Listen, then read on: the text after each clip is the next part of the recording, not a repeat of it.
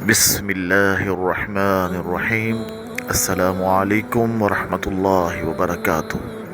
عبداللہ بن عمر بن العاص رضی اللہ تعالی عنہ سے روایت ہے کہ جب تم میں سے کوئی شخص ڈر جائے، یعنی اس سے مراد یہ ہے کہ وہ شخص حالت نیند میں ہو یا حالت بیداری میں ہو، جب خوف محسوس کرے یا ڈر جائے تو وہ لازمی طور پر ان کلمات کا ورد کرے۔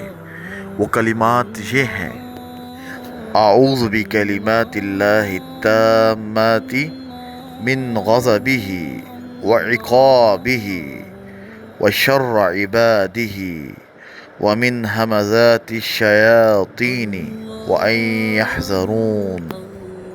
اور میں پناہ مانگتا ہوں اللہ کے کامل اور جامع کلمات کے ذریعے اللہ کے غضب اور اللہ کے عذاب اور اللہ کے بندوں کے شر و فساد اور شیاطین کے وسوسوں سے، اور اس بات سے کہ وہ ہمارے پاس آئیں۔